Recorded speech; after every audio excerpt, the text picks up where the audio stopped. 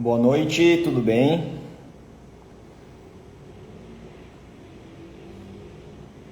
Aquele famoso, se vocês estiverem me ouvindo bem, por favor, falem alguma coisa. Vamos esperar a Ju entrar, assim que ela aparecer eu já convido ela. Pelo jeito está funcionando. Boa noite, Nanda. E a gente vai falar hoje sobre o uso de testosterona em mulheres. Esse é um assunto que tem se tornado muito popular e que é de extrema relevância. Eu já vou explicar melhor por que eu quis falar sobre ele. Aê, a Ju apareceu. Tá entrando. Oi, Carla, Aurenice, Su, Clarissa, todo mundo. Oi, Ju, tudo bem? Oi, tudo bom, gente? Olha, vou escolher um filtrinho porque eu não sou obrigada. Pronto, agora sim. Ótimo. Como é que você tá? Tudo bem? Tudo bem, tô cansadinha, mas vamos que vamos. Tô super animada pra live de hoje. Primeiro, porque é um tema que eu adoro. Segundo, porque eu já tô devendo isso pra você há um tempo. Eu não quero terminar 2020 com dívidas, Que bom. né, amigo? E eu acho que vai ser super legal, gente. Bom, vamos lá. Introduz aí o assunto, por que que você resolveu falar sobre isso nessa live? Vamos lá. Eu fiz recentemente uma live com a doutora Marta, que é obstetra e ginecologista, e a gente falou sobre métodos contraceptivos. E a razão pela qual eu convidei ela para aquela live foi porque eu senti que as mulheres, minhas pacientes em especial, se sentiam muito inseguras em relação a esse assunto e muitas vezes não encontravam abertura para falar sobre isso com os seus médicos ou não se sentiam seguras em relação àquilo que eles poderiam ter transmitido para elas. E nesse embalo, o uso de testosterona por mulheres é algo que me preocupa também. Eu falo abertamente sobre a utilização de hormônios aqui no Instagram. Quem me acompanha certamente já leu alguma coisa sobre isso. E possivelmente também por isso, além do vínculo que a gente vai criando entre nutricionista e paciente, muitas mulheres trazem as dúvidas delas para mim. E eu vou comentar aqui sobre duas situações mais específicas que me impulsionaram para insistir nessa live. Eu acho que você vai ficar meio apavorada, Ju, te conhecendo. E aconteceu o seguinte, situação número um. A paciente, ela foi no médico e ela comentou com ele que gostaria de perder peso. Ele imediatamente fez uma prescrição de oxandrolona, que para quem não está familiarizado é um esteroide anabolizante, é um derivado de testosterona. É o mais popular deles para uso entre mulheres, inclusive. E ela comentou com ele, ou questionou ele, se não era mais interessante que ela antes procurasse um nutricionista, fizesse uma dieta e tal. E ele falou que isso era uma besteira, que ela só precisava cortar os carboidratos e tomar a tal da oxandrolona. Felizmente, ela é alguém assim bem esclarecida, não entrou nessa e acabou procurando um nutricionista, que por acaso sou eu, mas eu fiquei imaginando quantas outras mulheres, porventura, não seguiram ou estão seguindo essa recomendação. E a situação número 2 foi uma paciente minha que foi ao médico e se queixou com ele de cansaço, fadiga, baixa libido, que são queixas extremamente comuns, né? Tenho certeza que no teu consultório também. E ele prescreveu para ela testosterona em gel, que é também uma forma popular atualmente de prescrição de testosterona.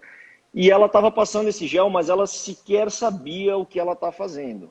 Ela tirou o gel da bolsa e me mostrou assim, ele me mandou passar isso e eu estou passando. E aí eu peguei o gel na mão e olhei que era testosterona. Então, esse tipo de coisa me preocupa, porque eu não quero de forma alguma aqui fazer juízo de valor sobre o uso de hormônios para fins estéticos, competitivos, ou seja lá qual for a razão, mas eu acho muito importante que as pessoas façam decisões conscientes, tomem decisões conscientes e bem informadas. E quando isso não acontece, a gente tem um sério problema, no meu ponto de vista. Então, sobretudo por conta disso, eu te convidei para vir aqui falar sobre isso. Eu sei que é um assunto que você entende muito, já me ensinou muito, é alguém que tem muita propriedade para falar. Já emendando, para quem não conhece a Ju, eu vou deixar ela se apresentar melhor, mas ela é médica endocrinologista, é professora da Unicamp e também minha professora, foi minha professora, hoje é minha amiga, enfim. E, enfim, tem um currículo extenso aí para falar, mas, sobretudo, é uma pessoa sensacional que vale a pena conhecer. Obrigado, Ju, por ter aceitado. Vai lá. Obrigada, amigo. Fala aí, se Olha, apresenta, por favor. com uma apresentação dessas, né, fica difícil até superar, mas enfim.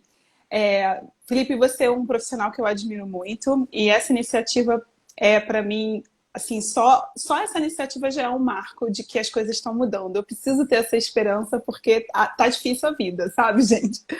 Então, assim, vou começar pelo começo, mas eu quero, Fih, que você vá me conduzindo, porque tem tanta coisa para falar desse tema que daria 2 lives até, né? A gente sabe disso. Então, só para vocês entenderem, meus amores, eu sou médica endocrinologista e dentro da endocrinologia a gente tem várias áreas de aprofundamento. Então, eu sou especialista em hormônios, mas, por exemplo, existem endocrinologistas que se especializam, que se aprofundam mais na questão do diabetes, na questão da tireoide, nos hormônios da hipófise. E isso geralmente a gente faz quando a gente decide ir para uma pós-graduação, né? Um mestrado, doutorado, uma linha de pesquisa. Eu fiz a minha linha de pesquisa de mestrado e doutorado estudando hormônios sexuais e doenças relacionadas ao sistema reprodutor, tanto masculino quanto feminino. Na verdade, principalmente o sistema reprodutor masculino. Então, eu passei 12, 13 anos da minha vida estudando a fundo sobre testosterona, sobre esse aparelho reprodutor. E quando a gente está falando em hormônios sexuais, existe uma interface com outras áreas da endocrinologia, como, por exemplo, a saúde óssea, a saúde cardiovascular, né, a própria saúde metabólica. Então, assim, por mais que a minha área de aprofundamento tenha sido realmente os hormônios sexuais, eu acabei estudando bastante essas outras coisas que englobam as doenças relacionadas ao sistema reprodutor. E a minha área de estudo foi basicamente situações onde a gente tem deficiência desse hormônio. Existem pessoas que estudam tumores que provocam excessos e tudo mais, e eu estudei muito sobre deficiência. E aí, quando você vai para a prática clínica, quando eu saí, foi muito interessante, Fih, você falar isso, porque eu fiquei muitos anos imersa na vida acadêmica, sem fazer consultório, trabalhando só no SUS. Na verdade, eu fazia consultório, mas fazia muito pouco e tudo mais. E em 2015, quando eu terminei meu doutorado, que eu fui para a prática clínica, eu me deparei com... É como se eu tivesse mergulhado num rio em 2006, que foi quando eu terminei minha residência, e eu submergi em 2015 falando, agora eu terminei meu doutorado, quero investir no consultório. E o mundo em 2006 era um, o mundo em 2015 era outro. Em 2006, quem usava testosterona era aquela galera rata da academia, aquela academia lá do terceiro andar do prédio, sabe? Que tem os aparelhos enferrujados. E assim, eram pessoas muito destacadas da sociedade com objetivos muito específicos. E de repente, em 2015, estava rolando aquele boom da modulação hormonal, que é um termo muito parecido com reposição hormonal, mas que é uma distorção de um conceito, e isso tem sido falado por muitas pessoas com muita influência digital. Em 2015, o mundo digital já estava muito grande. E eu, de repente, me vi diante de uma realidade, uma verdade sendo vendida nas redes sociais, que eu falo assim, meu Deus, o que as pessoas estão falando, né? Acho que você está entendendo o que eu estou querendo dizer, né, Fih? E de Sem repente, dúvidas. pois é, e eu fiquei durante muito tempo, eu fui aquela pessoa que reclamava do tipo, mas como que uma pessoa fala um negócio desse na internet e as pessoas acreditam? Só que ninguém estava falando o contrário. E um dos motivos até que eu assim, aceitei, apesar de eu não ser uma pessoa tímida ao vivo, eu morria de vergonha de gravar vídeo, de fazer essas coisas em rede social. No meu começo de Facebook e Instagram não tinha uma foto minha, era só texto técnico e tal. Mas eu comecei a pensar que alguém tinha que estar ali falando o contrário, porque não adianta eu reclamar do coleguinha que fala um negócio desse, tipo testosterona para emagrecer, se não tem ninguém explicando por que que não é. Porque daí as pessoas não têm referência. Então eu resolvi começar a fazer um trabalho aí de divulgação em redes sociais e canal do YouTube. Na Felipe conhece, já participou de vários vídeos do meu canal, né, amigo? Com Endocrinologia para Todos, que é esse projeto de educação e saúde. E para tentar trazer um pouco desse outro lado. Porque, na verdade, usar testosterona funciona, não é sobre não funcionar. A questão é, primeiro, precisa? Segundo, quais são os riscos? Né? Terceiro, por que é mais fácil você gastar 5 minutos numa consulta e passar um gelzinho de testosterona do que parar e aprofundar o porquê que aquela pessoa está com aquela queixa? Né? E de onde saiu esse conceito? Quer dizer, de onde veio essa distorção? Então, assim, se vocês quiserem, meus amores, a gente pode aprofundar em todas essas questões, né? Eu queria, na verdade, sentir um pouquinho aí de vocês e também do Felipe, quais são as perguntas que vocês têm, porque, assim, a gente já está dizendo que não é bem assim, que testosterona não tem que ser usada como se fosse, sabe, assim, ó, aquele coringa que serve para todos os males, até para mal olhado. Passou testosterona coroa, não é bem assim.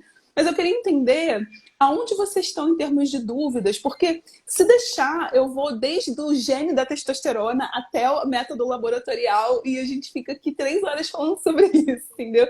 E eu não quero ser chata, eu quero que seja válido para vocês e que seja prático na vida de vocês. Mas eu acho que eu resumi bem, é isso, gente. Beleza. E realmente, a gente pode ir longe em cada uma dessas questões. Você foi falando e eu já fui pensando em milhões de coisas aqui para complementar, mas não tem condições. Eu vou me segurar. E eu separei algumas perguntas dentre as várias que eu recebi que sintetizam um pouco mais as dúvidas mais frequentes e eu acho que a partir delas a gente consegue esclarecer algumas coisas importantes, né? E eu vou fazer um breve comentário antes. É impressionante que realmente eu não tinha me atentado bem para as datas, assim, mas no espaço de uma década, o uso de esteroides anabolizantes ele se tornou muito popular e banalizado, e isso foi assustador até para mim, porque eu tenho uma experiência com o uso de esteroides, como eu já falei aqui várias vezes, que começou depois de 8 ou 9 anos de treino. Eu tinha muito medo, eu chamo até de respeito, eu tinha um respeito assim pela droga, pesquisei tudo que eu pude, fui em mais de um médico e tal, e até a última hora que eu tomei aquela decisão foi uma coisa assim, até adrenalizante para mim. E passada essa década, eu vejo as meninas no meu consultório falando de tomar testosterona como se isso não fosse nada, fosse que nem tomar uma proteína em pó. E isso é uma loucura. Isso é muito doido, isso é muito doido mesmo, assim. E naquela época, inclusive, não se via médicos falando sobre esse assunto. E hoje os médicos estão prescrevendo isso de uma maneira, assim, quase que sem controle, né? Então, o fato é que hoje vivemos essa realidade e, como você já falou, e eu também, a melhor maneira de combater esses riscos é falar sobre o assunto. Então, a primeira pergunta que eu tenho aqui, Ju, eu vou ler bem como ela foi escrita, que eu acho legal ler algumas perguntas assim. Ele diz assim, foi um homem que perguntou, é ideal que as mulheres façam reposição de testosterona para ficar no pico máximo? Então, ele não especificou o que é esse pico máximo, mas eu sei que dessa pergunta tu já pode falar algumas coisas, que começa com essa palavra, né? Reposição de testosterona em mulheres. E aí, é ideal que se faça isso?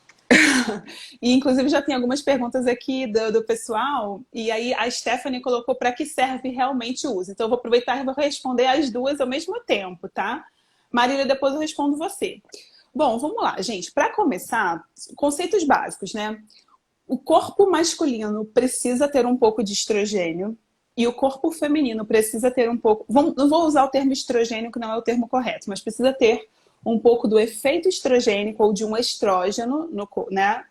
E o corpo feminino precisa ter um pouco de efeito androgênico ou um andrógeno, não devido aos seus efeitos no sistema reprodutor, mas devido aos seus efeitos fora do sistema reprodutor. Então, todos os hormônios, todos os esteroides sexuais, progesterona, testosterona, estrogênio, eles vão ter efeitos no sistema reprodutor e eles vão ter efeitos fora do sistema reprodutor, ou seja, no corpo inteiro. A gente chama isso de efeitos sistêmicos. Então, pensando nos efeitos sistêmicos, o homem precisa ter um pouco de efeito estrogênico e a mulher precisa ter um pouco de efeito androgênico.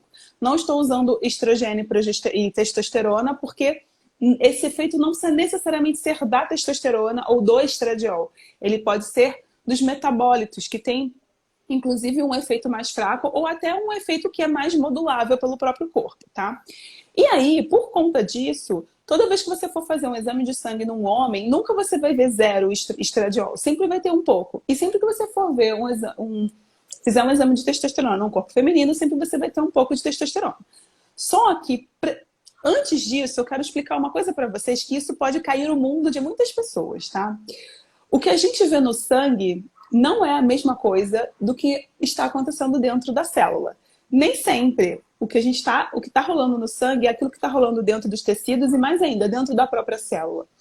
O nosso corpo é tão legal. O Felipe, ele é um fã de fisiologia que nem eu, né? Quando a gente estuda o funcionamento do corpo, a gente começa a aprender que o nosso corpo, ele é muito perfeito. E ele tem mecanismos de regulação de forma que cada tecido, né, cada órgão e até mesmo cada célula é capaz de regular o quanto de estímulo ela recebe, o quanto que ela precisa, o quanto que ela não precisa.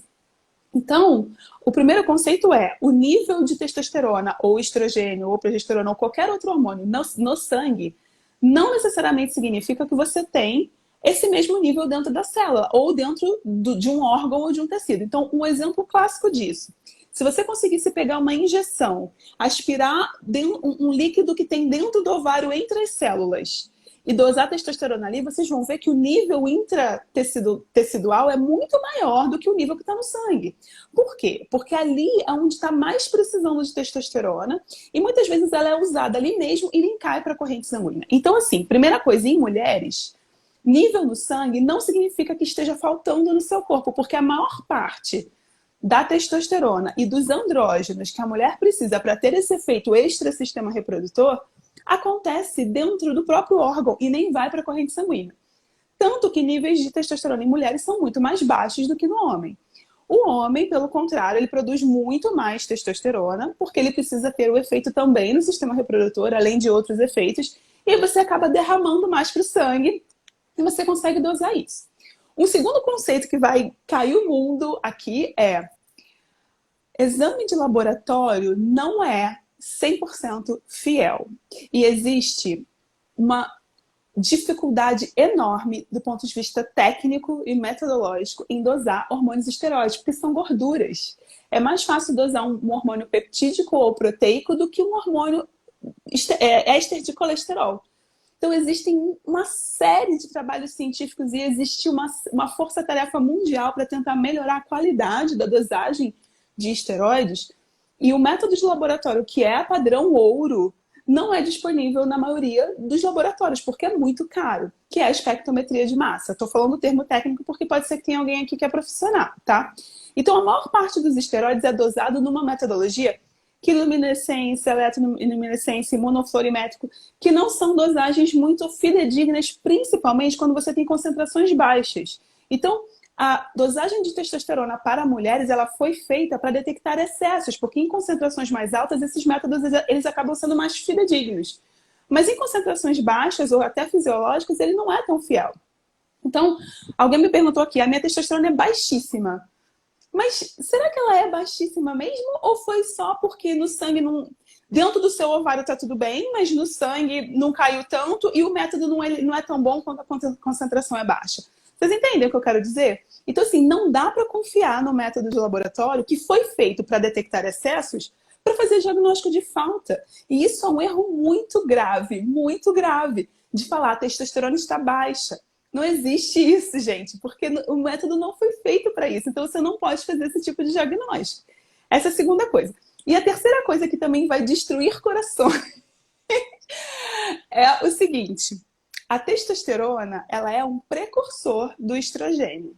Para que a mulher produza estrogênio, ela precisa necessariamente produzir testosterona antes. Isso eu já falei em vídeos também. Então, se você tem o nível de estrogênio normal, não existe deficiência de testosterona. Porque se existisse, não teria como produzir estrogênio, porque precisa da testosterona. Sabe assim? Eu preciso construir uma parede. Para isso, eu preciso de tijolos. Ah, mas quando eu vou olhar no meu estoque, acabou o tijolo. Mas eu estou construindo parede. Então, peraí, não está faltando tijolo, é porque eu usei e está tudo bem. Então, assim, primeiro, mulher que usa anticoncepcional, o nível vai ser mais baixo, porque a necessidade vai ser mais baixa, porque a mulher não está mais produzindo estrogênio, ela está tomando aquele estrogênio de fora.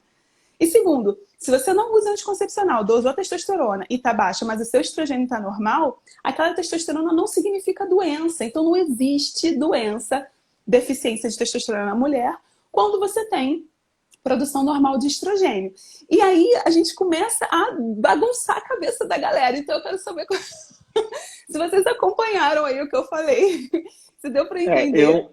eu já vou avisar que a live vai ficar salva para quem quiser depois pegar um caderno e ir escrevendo. Eu vou fazer o seguinte, então, eu vou atuar como um tradutor aqui. E eu não sou, às vezes, um cara muito polido, né, Ju? Então, eu vou ajudar, eu vou ajudar a traduzir tudo isso que tu falou de uma maneira bem direta.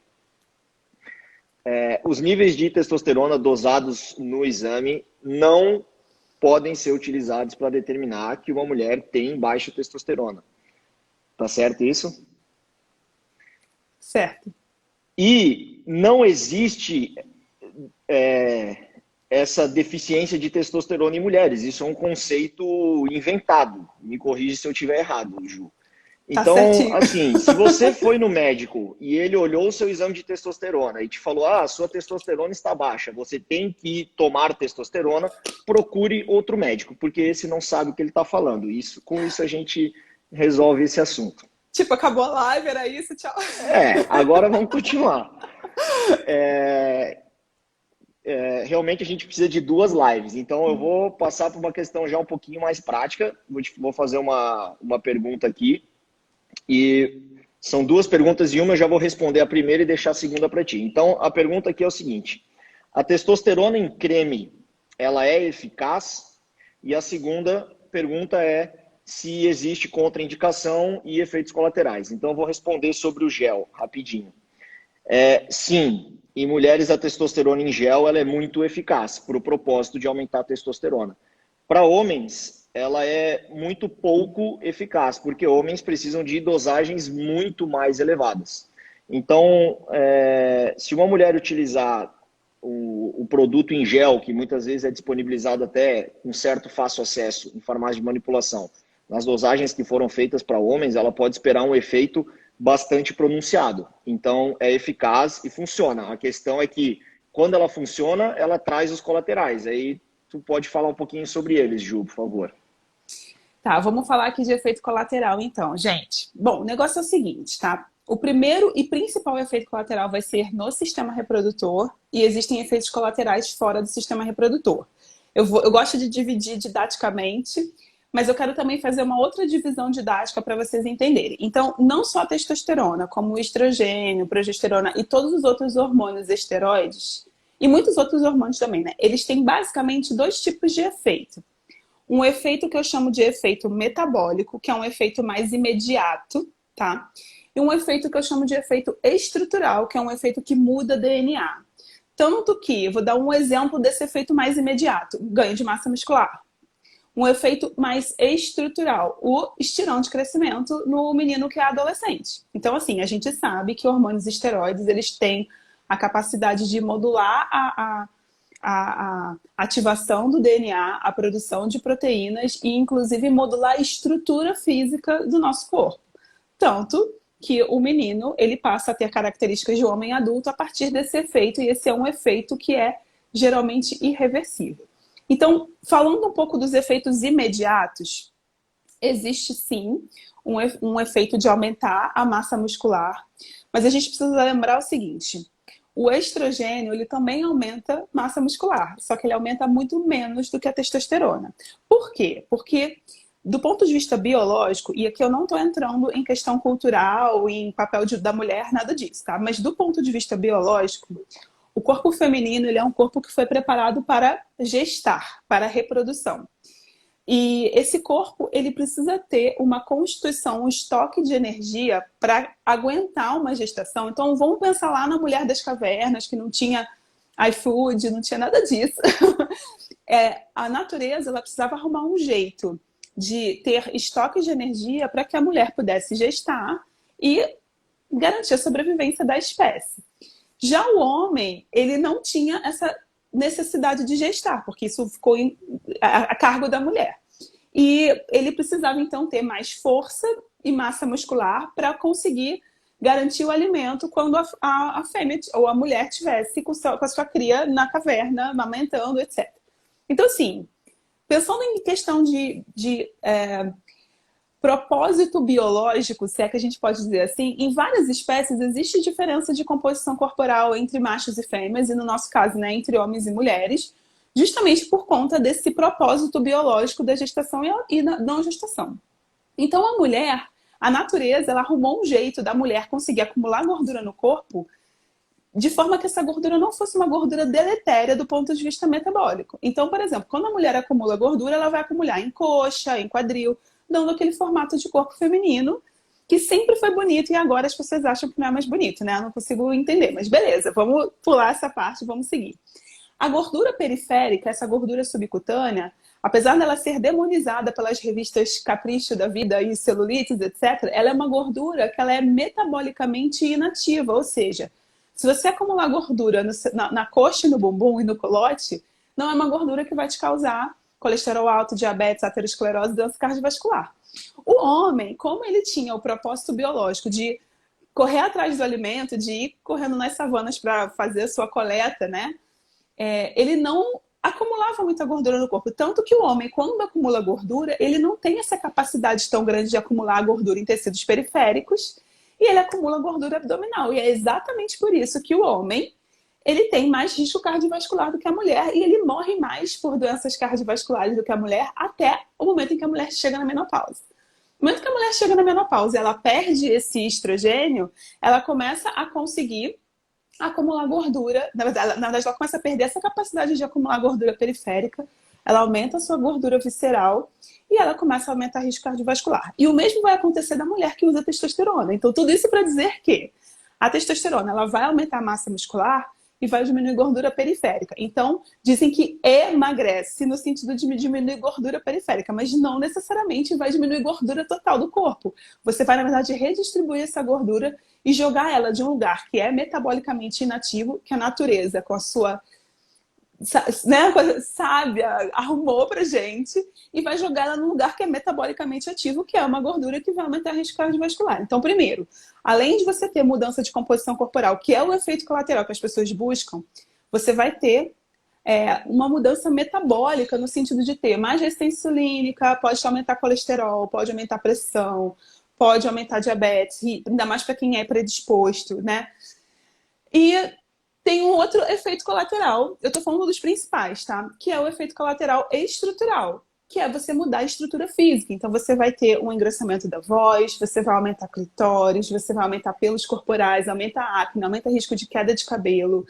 Sem falar no fato em que, no momento em que entrou um outro hormônio na jogada, os hormônios femininos eles ficam todos bagunçados. Então você vai ter irregularidade menstrual, você pode ter risco, inclusive, de infertilidade. Vocês perceberam que é uma bagunça geral e completa? Não tô conseguindo ser direta, eu tô meio que falando muito. Fih, você me modula, me dá saquinho de vírgula aí se você achar que eu tô falando demais, tá? Mas eu acho que é isso. Eu acho legal que tu tenha feito toda essa explicação, Ju, porque esse é o tipo de coisa que a gente não vê sendo falado por aqueles que estão promovendo o uso somente pelos seus efeitos que vamos chamar de benéficos ou desejados, que são os de melhora da composição corporal. Né? Tanto que o Flauzinovic, ele falou super interessante, eu não sabia disso, porque a grande maior parte das pessoas sequer tem ideia que existe um tipo de gordura que é metabolicamente ativo e outro que não é, e que a testosterona promove uma mudança nessas características, e esse tipo de coisa é importante de se levar em consideração quando a gente está pensando nos efeitos de longo prazo, né? Embora a maior parte das pessoas esteja preocupada apenas com os efeitos de curto prazo. Tanto é que as perguntas que eu tenho aqui, elas são muito mais direcionadas nesse sentido. E você já comentou alguns desses efeitos colaterais, então eu vou aproveitar para já entrar na próxima pergunta, que, de novo, eu vou responder parcialmente e vou deixar o final para ti.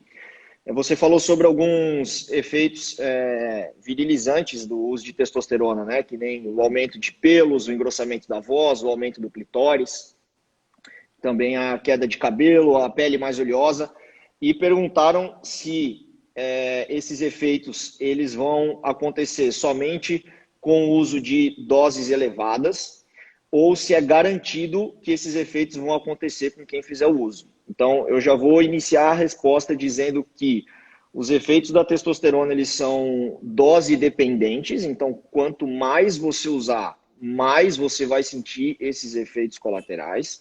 Mas a resposta ao uso dessa droga, ela é muito individual. Existem pessoas que vão sentir esses efeitos a partir de doses muito baixas e pessoas que vão tolerar doses bastante mais altas. E não tem como a gente saber disso previamente. Então, se torna uma roleta russa. A mulher pode começar a usar o esteroide com uma dose baixinha e às vezes se sentir segura porque a amiga usou 3 vezes mais e não teve efeito colateral, mas ela já vai ter esse efeito colateral. E a gente realmente não tem como prever isso. Não podemos dizer que é garantido que esses efeitos imediatos vão acontecer, tanto é que eu estou dizendo que algumas mulheres usam doses um pouco mais elevadas sem senti-los. Mas quanto mais você usar, certamente é maior o risco. E aí eu vou deixar outra pergunta para ti, que é... Posso só complementar uma parte dessa resposta, Fih? E assim, gente, eu quero que vocês guardem um conceito que é o seguinte. Lembra que eu falei para vocês que existe um efeito estrutural no DNA, na mudança de transcrição? A gente chama esse efeito de imprinting metabólico. Isso já foi estudado muito para glicocorticoide, né, o cortisol, que também está na moda nesse povo aí da modulação. E isso também é estudado em questão de esteroides sexuais, em especial os andrógenos, principalmente em modelos de doença, onde existe exposição intraútero, enfim, é toda uma discussão que eu não vou entrar aqui agora, mas isso é algo que eu já li muito. Então, assim, aquele efeito metabólico imediato, que a gente consegue inclusive mensurar nos exames, é um efeito que você parou o uso, ele pode até ir embora. Em alguns casos não vai, mas ele pode ir embora. Mas como que eu vou garantir que no momento em que você parou o uso, daqui a 10 anos você não tem mais consequências? Existem mudanças a nível de DNA mesmo que acontecem com o uso de esteroide, seja o esteroide sexual, seja o esteroide glicocorticoide, que são efeitos para a vida toda. Então, eu vou dar um exemplo para vocês. Existem estudos que relacionam o uso de glicocorticoide, cortisona, que é muito usado para asma, doenças alérgicas, etc., na primeira infância, até 2 anos de idade, com risco de diabetes na idade adulta, com 40 anos de idade. Isso é muita loucura, se a gente for parar para pensar. Então, um hormônio que você usa aos 2 anos de idade vai modular o teu risco de doença quando você está adulto. Então, assim, eu já tive casos de pessoas, por exemplo, que desenvolveram diabetes precoce com 40, 42 anos porque usaram anabolizante aos 20 anos de idade. Na época, anos 90, que também não se tinha muito controle, né? Então, ex-pugilista, ex-nadador, eles usavam muito em competição, não se tinha ideia desse risco. E o efeito colateral vai aparecer um tempão depois. Então, assim, dizer que eu tô tomando, mas eu tô tranquilo porque eu tô fazendo meus exames e tá tudo bem, isso também não é garantia que tá tudo bem. Então, isso que o Felipe tá falando, tem pessoas que toleram dose mais alta sem ter efeito colateral? Agora! Você vai garantir que isso vai continuar assim daqui a 10 ou 20 anos? Quem me garante que esse uso que você está fazendo agora não vai ser aquilo que vai fazer você ter diabetes ou ter um infarto? Que era para você ter com 70, você está tendo com 45. Isso pode custar a tua vida, ou custar teu trabalho, ou custar, sabe? Então, assim, não se fala sobre isso e a gente precisa falar, porque o hormônio é coisa muito séria, assim, entenderam, amores? Enfim, fecha, continua aí. Isso aí. E exatamente, a gente precisa falar desses efeitos de longo prazo que não são mencionados. Muitas pessoas, de fato, não estão preocupadas, especialmente porque usam durante a juventude. É uma fase da vida em que tendemos a ter menos preocupação com esse tipo de coisa. Essa conta vai chegar, mas, enfim, isso é outra hora, né? Agora eu vou usar, passa no cartão de crédito. E as preocupações são mais relacionadas aos efeitos mais imediatos. Então, se eu for elencar aqui as perguntas que eu mais recebi, as maiores preocupações, elas estão muito relacionadas à alteração da voz e o crescimento do clitóris. E a dúvida é se voltam. Eu vou comentar, eu não diria que eu tenho conhecimento técnico suficiente para afirmar uma resposta definitiva sobre isso. Eu vou falar sobre os relatos das usuárias que eu conheço. Pouquíssimas mulheres já comentaram comigo que, ao sentir um início de mudança da voz ou de aumento do clitóris, cessaram o uso imediatamente e parece que voltou à normalidade. Mas a imensa maioria não conseguiu reverter esses efeitos.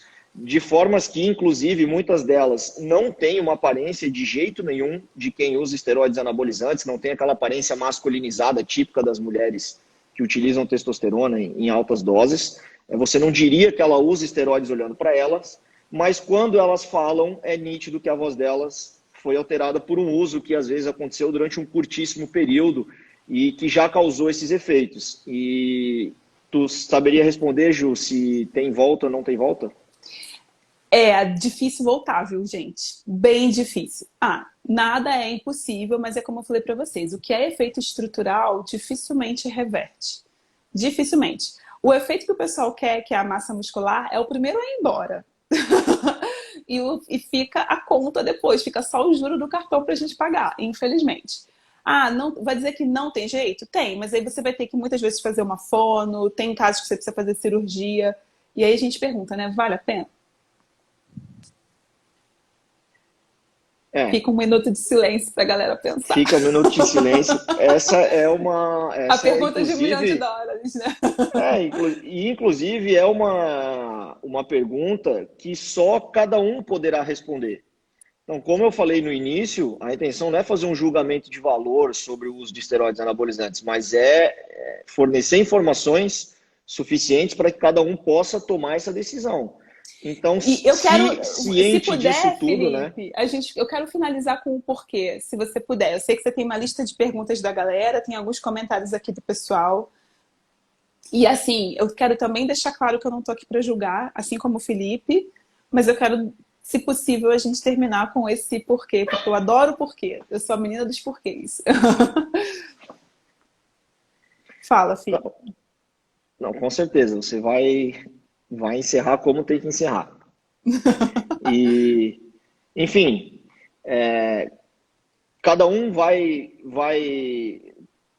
tomar essa decisão por si só, mas é importante que tenha uma visão mais clara sobre todos os riscos envolvidos, porque eu tenho certeza que muitas pessoas deixariam de usar se soubessem disso, né?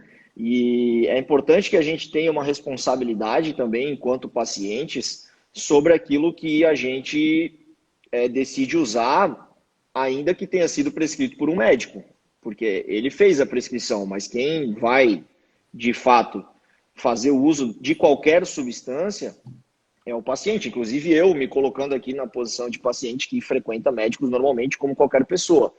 Então, se você estiver inseguro sobre o uso de qualquer substância, é muito importante procurar um outro profissional e, de preferência, até um profissional que você saiba que tem uma opinião, de repente, contrária, e hoje as redes sociais, elas permitem que a gente tenha esse contato muito mais próximo com os profissionais, né? Geralmente a gente até procura um profissional que, de fato, fala a nossa língua, porque a gente teve a oportunidade de descobrir isso antes. Eu acho isso muito legal. Inclusive, por isso eu faço questão de me posicionar abertamente sobre tudo aquilo que eu penso, que aí se a pessoa ela não vai com a minha cara, ela já nem vem no meu consultório. Então, é maravilhoso para todo mundo. Sim. E então, munido dessas informações, cada um vai poder tomar as suas decisões. Inclusive, falando rapidamente sobre um estudo com homens que eu li, já mencionei várias vezes em outras situações, ele resolveu investigar se os homens que utilizaram esteroides anabolizantes tinham ciência do risco de infertilidade no futuro, e se sim, se eles teriam feito uso. E a esmagadora maioria deles não sabia desse risco, que não é uma certeza, mas existe o risco. E essa mesma esmagadora disse que não teria usado, se soubesse. Então a mulher também pode ser que esteja embarcando nessa sem estar sabendo dos possíveis efeitos colaterais, e é isso que a gente quis trazer aqui, né, Ju? A gente ainda tem um tempinho, se o teu porquê durar 20 minutos, tu já pode começar ele, fica à vontade. Antes de falar do porquê, gente, eu quero só trazer um outro conceito para falar de modulação hormonal. Eu pensei 1000 vezes se eu ia trazer isso aqui, mas eu resolvi trazer, mesmo sabendo que isso é polêmico e pode ser que tenha pessoas que joguem tomate na gente, mas eu não tô nem aí. Vamos lá. Quando a gente fala em modulação hormonal, qual que é a premissa de quem vende o conceito da modulação hormonal? Bom, eu vou pegar um valor de referência de laboratório e, bom, vocês que estão na live desde o começo, vocês já sabem que valor de referência de laboratório não é lá essas coisas, né? Mas, enfim, qual que é a premissa deles? o valor de laboratório é, sei lá, de 200 a 800 e a sua tá 300, eu vou jogar lá para 800, que está dentro da referência, mas eu estou otimizando, modulando o seu hormônio. Vamos voltar um pouquinho nesse conceito. Então, isso veio do conceito de quando você avalia nutriente, por exemplo. Nutriente é algo que você precisa consumir através da alimentação ou através de suplementos. E sim, existem níveis ótimos e existe diferença de performance quando você traz esse valor um pouco mais para cima da referência. Um exemplo disso é o ferro, a B12, a vitamina D. A gente sabe que níveis um pouco mais altos estão relacionados a maior proteção a certas doenças, etc. Só que a gente não pode esquecer que nutriente é algo que a gente precisa consumir de fora. E a gente está vivendo uma realidade onde a gente não está sendo tão saudável como a gente deveria ser. Já quando você está dosando hormônio, você não pode usar o mesmo raciocínio que você usa para nutriente com hormônio. Então não dá para modular o hormônio. Por quê? Porque o nosso corpo, ele tem uma inteligência própria em que o corpo modula o quanto ele está precisando naquele momento. Então, por exemplo, eu vejo muito isso quando se indica testosterona para homens, mas para mulheres, essa história da testosterona baixa também. O valor de referência da mulher é de 10 a 50. A sua tá 11. Tá muito baixa, vamos levar para 50. Não, se tá 11 e você não tem doença, você, né, enfim, não arrancou sua adrenal fora, não arrancou seu ovário fora por algum motivo, o seu corpo está produzindo 11 porque é 11 que ele precisa. Não tem doença. Ainda mais se o estrogênio está normal, como a gente já falou. No caso do homem, a testosterona pode ser de 200 a 800. A minha testosterona está 350. Não, eu quero deixar ela 700, que isso vai ser melhor para mim. Será que vai ser? Será que se o seu corpo não precisasse de 700? Se você não tem doença do testículo, seu testículo está funcionando normalmente, sua hipófise está funcionando normalmente, por que você vai jogá-la para 800? Porque muitas vezes o esteroide sexual, e isso eu já falei em outros vídeos no meu canal, tá? O nosso corpo, ele responde a dois senhores. O senhor da sobrevivência e o senhor da reprodução, tá? A gente só vai conseguir reproduzir ou ter um funcionamento normal desse eixo da reprodução se o senhor da sobrevivência está garantido. Então, quando você tem risco à sobrevivência, seja por uma doença, seja por um estresse agudo, seja por enfim, um procedimento, uma cirurgia, ou mesmo estresses emocionais, a sobrevivência está... Uma dieta low carb, por exemplo, uma dieta com restrição calórica importante. A sobrevivência começa a ficar ameaçada, automaticamente o corpo inibe a reprodução, porque isso é um mecanismo de defesa. Como que você vai reproduzir se você está passando fome, por exemplo, entende? Então, assim, gente... Já aconteceu várias vezes, eu já falei isso em vídeos também. Eu já tive pacientes que vieram com testosterona baixa, ainda dentro da faixa de referência, porque estavam passando por uma situação de saúde X e que meses depois normalizou sem precisar fazer nada, apenas resolvendo a raiz do problema. E a gente teve uma pergunta aqui no começo da live, da Marília. Eu tô sentindo isso, isso e isso, o que fazer? E a minha testosterona tá baixa, o que fazer? Primeiro, entenda por quê. Comece pelo porquê, e aí eu tô entrando no porquê, né? Então, assim, primeira coisa, tá? Não se trata sintoma com testosterona. Primeira coisa, fadiga é o sintoma mais frequente que eu vejo na vida do consultório.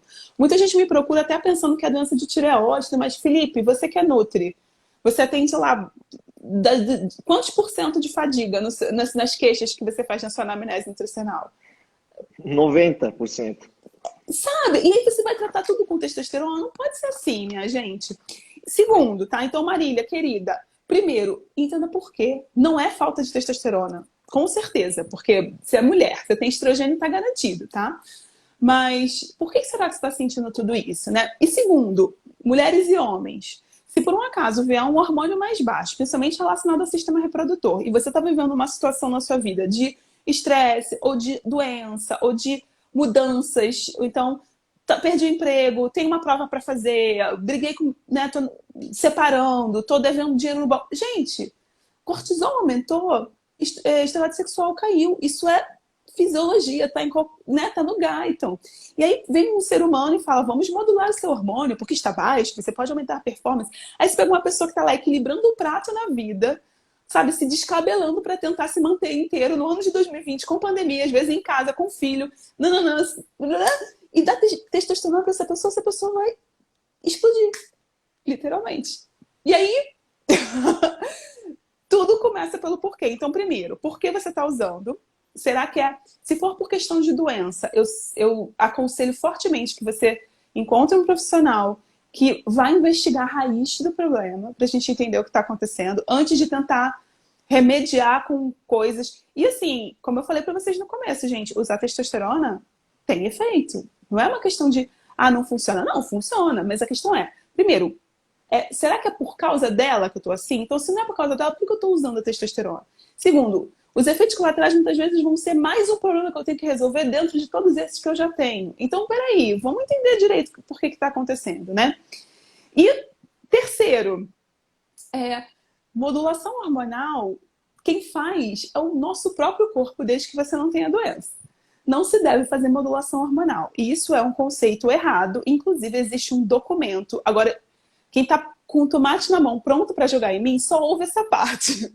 Existe um documento feito pelo Conselho Federal de Medicina e pela Sociedade Brasileira de Endocrinologia e Metabologia, onde eles se posicionaram oficialmente perante a população que, primeiro, que não existe especialista em modulação hormonal. Modular é diferente de repor. Repor é uma pessoa que tem a doença, parou de produzir o hormônio e você está repondo. Isso é outra conversa. Estou falando assim, uma pessoa normal, saudável, que está vivendo algum momento de variação naquela referência, e a gente é variável, o nosso hormônio ele muda. Se você dosar seu hormônio de meia hora, você vai ver que cada hora vai dar uma coisa diferente. Essa produção, ela tem mudança circadiana, ela tem mudança de acordo com estímulos externos, dia, noite, estresse, o que eu tô comendo. Tem muita coisa que interfere aí, tá, gente? Então, assim, uma dosagem só não faz diagnóstico de nada, existe variação circadiana, e existe esse documento dizendo que não se deve modular o hormônio, é um documento oficial. Então, se você está achando que eu estou tirando isso da minha cabeça, não é da minha cabeça. Existem documentos oficiais que falam que não se deve modular o hormônio, que isso não é reconhecido, não existe evidência científica suficiente que suporte o benefício e os riscos são altos. Então, resumindo, é isso. E aí a gente pode, se você quiser, agora entrar nos porquês. E eu queria também entrar um pouquinho na questão estética, mas eu acho que não vai dar tempo, né? Acho que não, o nosso tempo tá voando aqui, né? Nossa, gente!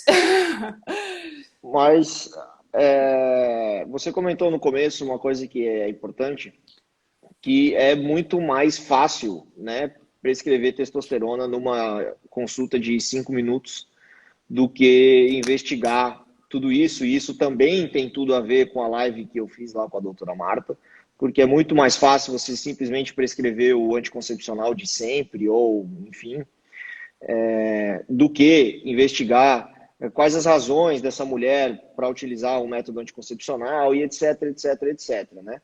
E o que a gente prega é uma maneira de fazer saúde diferente, né, Ju? É realmente buscar as causas. Então, quanto mais eu estudo a análise de exames laboratoriais, que é um assunto que me interessa muito, inclusive agora eu faço uma pós sobre isso, que a Ju já fez, ela que me recomendou, inclusive. Quanto mais eu estudo, mais eu tenho a sensação assim de que eu não sei nada ainda sobre isso. Então eu pego um exame, eu fico lá me debruçando sobre ele, é uma coisa muito doida. E eu vejo que os pacientes, eles chegam muitas vezes com esse exame resolvido já, porque ele foi no outro profissional que fez uns rabiscos lá, ou ele leu no Google e está dada a solução do problema. Quando tudo isso, na verdade, é muito superficial. E encontrar essas causas é algo complexo. Então, eu estou me achando péssimo que eu vou usar essa analogia aqui de carro, mas eu acho que todo mundo vai entender, né? Vamos imaginar que a gente tem um carro e esse carro é o nosso corpo. E ele não está funcionando muito bem, a gente está tentando acelerar e parece que a coisa não vai direito, enfim, é nítido que alguma coisa não está muito legal. Aí, imagina que você leva ele no mecânico e ao invés do mecânico verificar se o combustível está chegando onde tem que chegar, se você consegue, se o acelerador está de fato, sei lá, conectado onde ele tem que estar conectado e outras possíveis circunstâncias que estão fazendo esse carro não andar, ele te propõe simplesmente instalar um turbo no carro, porque aí ele vai começar a andar na velocidade que você esperava. E realmente pode ser que o carro comece a andar mais rápido durante um tempo. Mas é evidente que logo esses problemas menores que já existiam vão se tornar um problema gigantesco e esse carro vai parar de funcionar. Então, quando a gente usa hormônios com a intenção de resolver essas questões, como baixa libido, falta de disposição, dificuldade para dormir e por aí vai, a gente está empurrando o problema para frente e a tendência é que ele vai chegar num ponto em que a gente vai ser obrigado a parar para olhar para isso tudo. A gente não vai mais ter outra opção. Então, definitivamente, usar testosterona para resolver essas questões que são as mais comuns não é o caminho. E esse é um dos usos para os quais ela tem sido utilizada, o outro é o uso estético. E aí a gente entra nas consequências todas que a gente já falou que precisam ser pesadas, né? Vai lá, Ju, tu tem 10 minutos para terminar essa história. Na verdade, eu não vou conseguir desenvolver o assunto da forma que eu queria, mas assim, eu queria fazer uma fala bem polêmica aqui, aproveitando que você, Felipe, não tem medo de polêmica. E aproveitando que eu tô sentindo que a galera que tá aqui é uma galera que tá afim de parar para refletir sobre as coisas. Vocês não precisam concordar comigo, tá, meus amores? Mas eu vou trazer aqui um ponto para reflexão, que é algo que sobre o qual eu sempre quis falar. Eu nunca tive oportunidade, então eu tô falando aqui pela primeira vez ao vivo, pela primeira vez, talvez, nas redes com você, e eu vou falar mesmo assim, né? Que padrão de beleza é esse que está sendo imposto às mulheres para que elas tenham corpos masculinos? Sabe? Então, assim, quando a gente vai estudar historicamente, e não sei se vocês sabem, o Felipe e eu já fizemos um workshop sobre autoestima e autoimagem. Foi um workshop que eu desenvolvi, o Felipe contribuiu. Na nossa primeira turma, a gente não teve a oportunidade de ter outras turmas por causa da pandemia, mas quem sabe um online, né, Fi? E a gente já conversou sobre isso bem profundamente em vários momentos. Mas quando a gente vai estudar historicamente, o padrão de beleza, o padrão estético, ele é mutável. Ele tem muito a ver com cultura, com sociedade e com interesses comerciais. Interesses econômicos, interesses políticos, enfim. Isso é papo para mais uma live de 1 hora. E quando eu começo a perceber o endeusamento de um corpo masculino na mulher, eu não consigo parar de refletir sobre o machismo levado a seu extremo, porque então agora a mulher, para ser bonita, ela tem que não ter forma de mulher naquele corpo, ela tem que ter um corpo masculino, né, musculoso. E assim, eu não estou questionando, tem gente que gosta dessa estética, tem gente que curte. Eu não estou falando de esporte, fisiculturismo, porque é outro mundo, eu estou falando de estética mesmo, tá? E assim, não vou mentir para vocês, eu sou carioca, gente. Eu sempre adorei ficar fortona, mas eu nunca tomei nada. E eu sempre consegui ficar fortona dentro do limite do meu natural. E eu sempre me comparava com essas outras mulheres e me achava fraca em relação a elas. Mas eu nunca tive coragem, porque eu entrei para a faculdade de medicina com 17 anos. Então, desde cedo eu já entendi os riscos e eu entrei na faculdade em 98, né? Então, naquela época eu tinha muito medo de testosterona. E testosterona não era falada, como a gente já comentou no começo da live. E assim, aquele pouco forte que eu era naquela época, as pessoas já me chamavam de maromba. E eu nem era tão maromba assim, né? Comparando com as marombas de hoje. As meninas de 20 anos hoje têm um corpo que naquela época minha, quando eu tinha os meus 18, 20 anos, era um corpo impossível de se conseguir, a não ser que você realmente fosse fisiculturista, né? E hoje em dia todo mundo consegue, todo mundo é blogueiro, todo mundo... E eu fico me questionando, sabe? Será que a gente não tem que começar a refletir sobre isso, gente? Será que a gente não tem que começar a repensar esses padrões estéticos? E, poxa, a gente está numa fase, graças a Deus, que está se falando em diversidade de um jeito tão bonito, sabe? Então, assim... Poxa, vamos levar essa diversidade para uma aceitação do que a gente é dentro das nossas limitações e não botar a nossa saúde em risco, nosso futuro em risco, porque a gente está falando aqui de riscos para o futuro também, para chegar num padrão estético que é muito cruel com as mulheres, porque a mulher não tem como ter corpo de homem a não ser com hormônio. Não tem como. E você fala muito isso, né, Fih? Não existe aquele corpo sem hormônio. Porque não é natural, entendeu? Então, assim, no momento em que você coloca o padrão estético como algo que é impossível ser alcançado de forma natural, com certeza tem interesse por trás de vender alguma coisa, entendeu? E eu queria que a gente começasse a falar mais sobre isso, refletir sobre isso e trazer isso para a mesa, para a gente conversar. E assim, gente, eu não estou falando aqui de um lugar de uau, zerei esse mundo, sou a rainha da autoestima, não é isso. Mas eu, sinceramente, estou começando a olhar para minha barriga de um outro jeito. Depois que eu comecei a refletir sobre essas coisas. Porque é barriga de mulher. Entende? Não é tanquinho. E tudo bem. nunca vou ter tanquinho, já aceitei. E assim, eu olho às vezes pra uma barriga de tanquinho e falo, é lindo, mas sei lá, a minha também é. Eu tô começando a entrar nessa. Eu acho que os 40 me fizeram pensar muito sobre isso, sabe? É... Enfim, fala um pouquinho o que você pensa sobre isso pra gente finalizar, se der tempo. Não vai dar tempo de discorrer sobre isso, mas é muito importante esse teu questionamento, Ju, e o que a gente está fazendo aqui é um trabalho de formiguinha, assim, realmente, né? Porque a gente não está dentro de um carro conversível vendendo um sonho que vem encapsulado ou em injeções a preço de ouro no nosso consultório. E infelizmente isso vende, isso se dissemina, isso talvez já tenha até em algum momento também te desanimado, como já me desanimou, porque a gente vem trazendo uma mensagem que parece que é muito difícil de levar para frente, né? Ela não vende que nem esse outro tipo de mensagem. Mas com o tempo eu percebi, tenho certeza que tu também, que não importa. As poucas pessoas que a gente puder tocar são importantes. Então, encerrando aqui, eu vou pedir para as pessoas que estão assistindo e que ficaram até agora, e eu acho que essas pessoas que ficaram até agora, elas foram Então, de tocadas por a nossa parabéns! mensagem. Pessoal, quem tá aqui, assim, tem, nossa, 34 pessoas. Gente, 9h30 da noite, numa quarta-feira. Vocês estão muito de parabéns, vocês são muito maravilhosos. Um beijo pra vocês, gente. Muito obrigada. Ajudem a gente a disseminar essa mensagem, né? Manda um vídeo para alguém, marca, sei lá, não é para eu e a Ju ficar famosos, não. É porque a gente precisa levar isso para mais pessoas. Isso é importante. Isso, eu diria até que é libertador, porque eu lido muito com pessoas que têm um transtorno de imagem, se não diagnosticado mais nitidamente, se encaminhando para isso, e eu vejo essas pessoas tristes. Indo à praia, ou não indo à praia porque tem vergonha de mostrar o corpo, ou deixando de encontrar uma pessoa que gosta porque está fora de forma, e coisas desse tipo que eu já escutei várias vezes no consultório, e isso é triste. Então a gente precisa levar essa mensagem adiante, ajudem a gente. E brigadão, Ju, por essa aula que tu deu. Como eu já falei, vai ficar salvo para quem quiser pegar um caderno e anotar depois. Tá aí. Aproveitem, gente. Uma consulta dessa é difícil de conseguir. Brigadão, tá, Ju? Obrigado mesmo. Obrigada pelo convite, foi um prazer. Um beijo, meus amores. Boa noite, viu? Valeu. Um beijão, Ju. Um beijo para todo mundo. Tchau, tchau. Tchau, tchau.